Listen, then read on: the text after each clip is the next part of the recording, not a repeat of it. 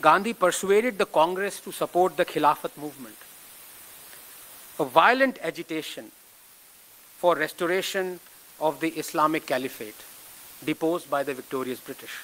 Before long, Gandhi pinched his nose and plunged into the murky waters of religious appeasement and terror rationalization in the wake of the ghastly anti-Hindu violence perpetrated by the Malabar Muslims or Moplahs in 1921.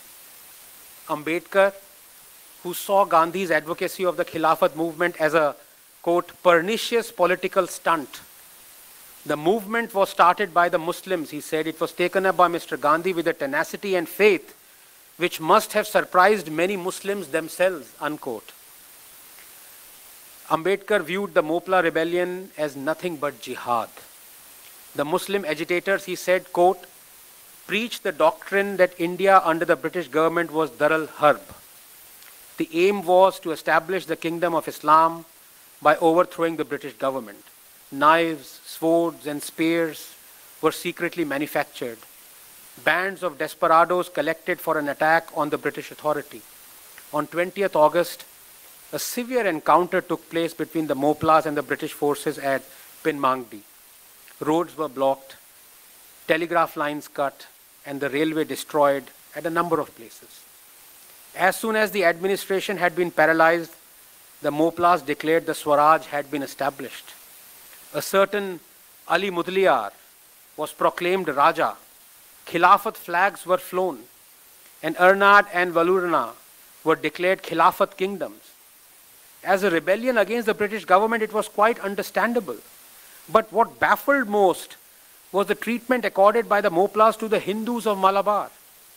The Hindus were visited by a dire fate at the hands of the Moplahs. Massacres, forcible conversions, desecration of temples, foul outrages upon women, such as ripping open pregnant women, pillage, arson and destruction. In short, all the accompaniments of brutal and unrestrained barbarism were perpetrated freely by the Moplahs upon the Hindus until such time as troops could be hurried to the task of restoring order through a difficult and extensive tract of the country.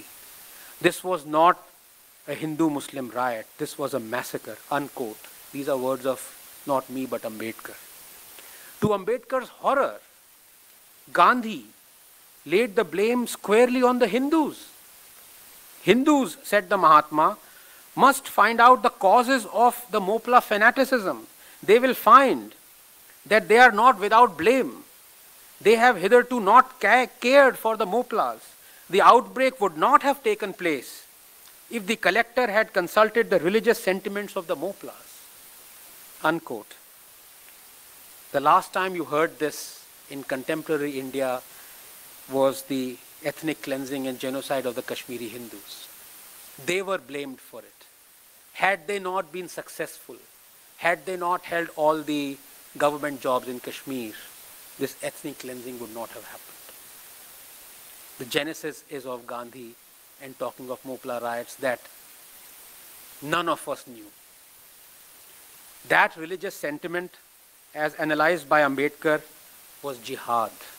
Indeed, Muslim leaders themselves agreed with Ambedkar. Maulana Hasrat Mohani, the eulogized freedom fighter and a friend of the Mahatma, who once had coined the slogan Inqilab Zindabad, justified the massacre of Hindus by saying that this was Islamic jihad and that according to the rules of jihad, those who help the enemy become enemies themselves. Shockingly, Gandhi was conciliatory towards the Maulana. Quote, there is no greater nationalist nor a greater lover of Hindu-Muslim unity than the Maulana, unquote. Even if one side is firm in doing its dharma, said Gandhi, there will be no enmity between the two. So it is more necessary for a Hindu to love the Moplah and the Muslim more when the latter is likely to injure him or has already injured him. Why should a single Hindu have run away on account of the Moplah's atrocities, unquote. This was sheer lunacy. The Mahatma was beseeching the Hindus to hold their ground even as they were being hunted down and butchered in their thousands. One could quote more, much more, of this utterly reprehensible apologia from the Mahatma's playbook, were it not so tormenting. Of little comfort is the fact that the saint continued to hold such views despite condemnation by men like Ambedkar. Decades later, in 1947, while preaching to those affected by the pre-partition Hindu-Muslim violence, he said, and I quote, "Hindus should not harbor anger in their hearts against Muslims, even if the latter wanted to destroy them. Even if the Muslims want to kill us all, we should face death bravely. If they established after killing us all their rule, after killing all Hindus, we would be ushering in a new world by sacrificing our lives. None should fear death. Birth and death are inevitable for every human being. Why should we then rejoice or grieve? If we die with a smile, being killed by Muslims, we shall enter into a new life. We shall be ushering in a new India," unquote. Ambedkar was incensed at Gandhi's selectivity, more so of his stand on the Moplah massacre. Quote, "Mr. Gandhi has never called the Muslims to account even when they have been guilty of gross crimes against Hindus," unquote, said Ambedkar. Mr. Gandhi has never protested against such murders of prominent Hindus like Swami Shraddhanand, Rajpal, Nathuramal Sharma. Not only have the Muslims not condemned these outrages, but even Mr. Gandhi has never called upon the leading Muslims to condemn them. He has kept silent over them. Such an attitude can be explained only on the ground that Mr. Gandhi was anxious to preserve Hindu-Muslim unity and did not mind the murders of a few Hindus if it could be achieved by sacrificing their lives," unquote. Another incident around the same time brought to life or light the differences between Ambedkar and Mahatma Gandhi, underscoring further the gap that exists between objectivity and selectivity, and how the latter is used to devastating effect in politics.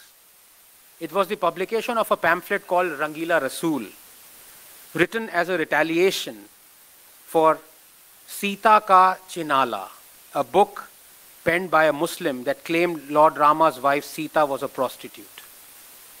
Ambedkar stood for Mahashay Rajpal, the publisher of the pamphlet Rangila Rasool, who was assassinated by a Muslim fanatic Ilmuddin.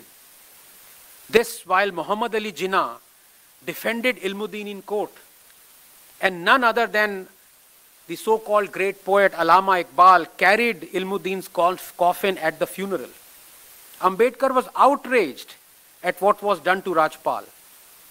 Gandhi was outraged at what Rajpal did.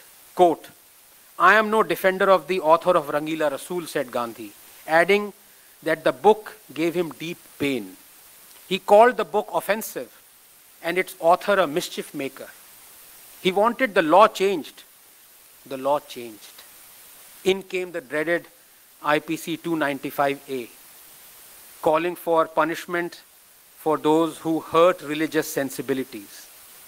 And the India of the kind Ambedkar had imagined, an India proclaiming liberty and freedom of expression, called in our Hindu Vedas, changed forever for the worse.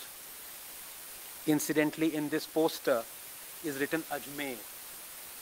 There's a 21-year-old engineer called Sunny Gupta. He was thrown in jail for 45 days. The news only came out after he emerged from the jail, so no one could even outrage on what has happened. And what was his crime? He was charged under the same section 295A that came into being after Gandhi outraged on Rangila Rasool. And what was his crime for which Sunny was charged? All he said was that Hindus should not visit Ajmer. That is all he said.